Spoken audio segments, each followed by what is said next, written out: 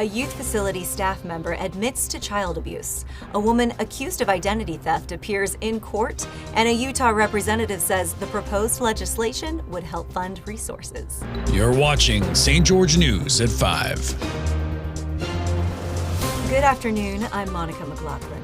St. George Youth Crisis Center staff member Henry Chisholm Aquari appeared in court for sentencing on child abuse and identity fraud charges following a series of incidents in 2024. Aquari assaulted a juvenile at the Cinnamon Hills Youth Crisis Center in March, grabbing the minor by the face and neck and pushing him into a metal bed frame. This incident led to his termination and subsequent arrest. He later used a different Social Security number to apply for a position at Leahona Academy in Hurricane, resulting in further charges.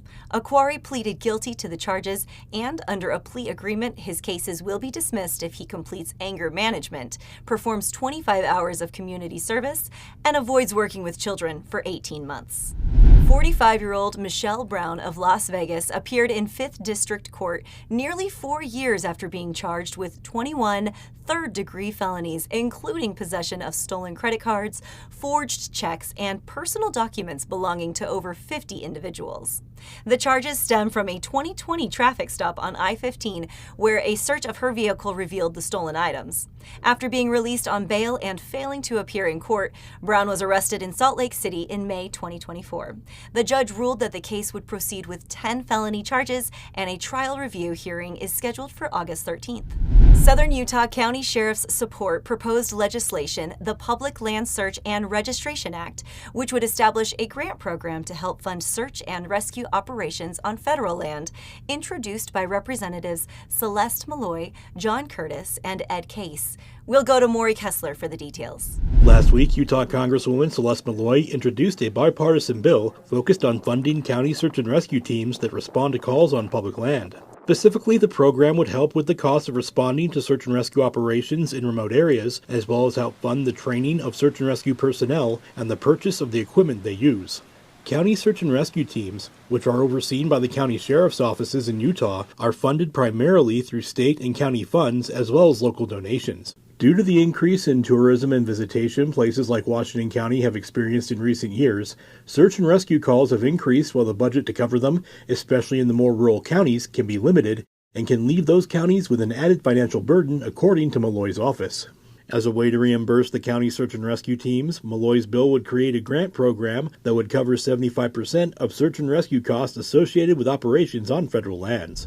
Thanks, Maury. Now we'll head to Jill Polson for your update on Southern Utah's real estate market. We just finished up the hot summer month of July, and although the stats are not out yet for July, here's what things looked like in June. Single-family home sales dropped from 321 in May to 256 in June, and new home permits that were pulled fell from 228 in May to 136 in June, the lowest June since 2012. Townhouse and condo sales increased from 70 sales in May to 90 sales in June, but listings dropped from 342 in May to 316 in June. These stats only include properties in Washington County for all categories to give you a true picture of the activity for our county.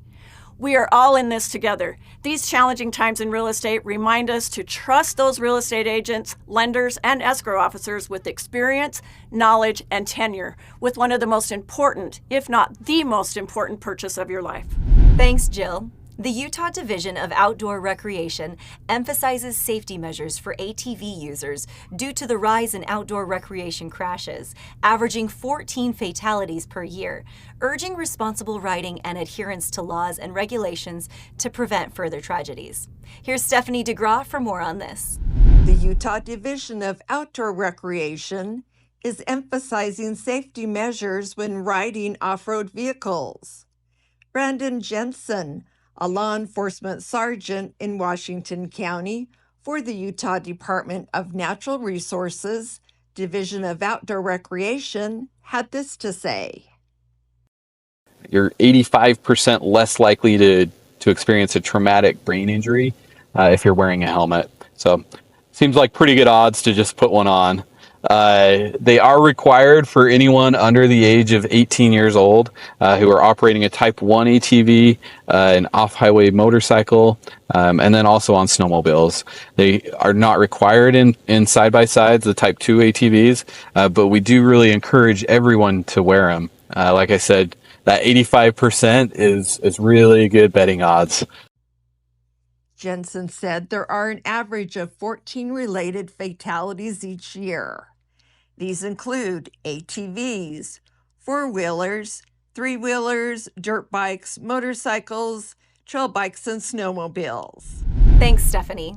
Ken Ragsdale discovered a passion for wood-turning art after retirement, demonstrating that it's never too late to start a new creative adventure, and has since become renowned for his intricate basket illusion turnings displayed in various galleries. Here's Jesse Bang for more on Ken.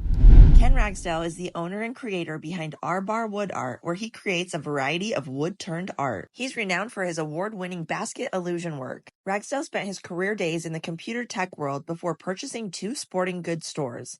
After he and his wife traveled the world in their RV for 15 years, they finally settled in Las Vegas, and that's when his artistic career started. He had no prior experience in the artistic world before trying wood turning for the first time. Finding his passion for creation at the age of 67, he's showing others that it's never too late to embrace a new creative journey. Thank you for watching St. George News at 5. I'm Monica McLaughlin with St. George News, your #1 source for local news. This has been St. George News at 5.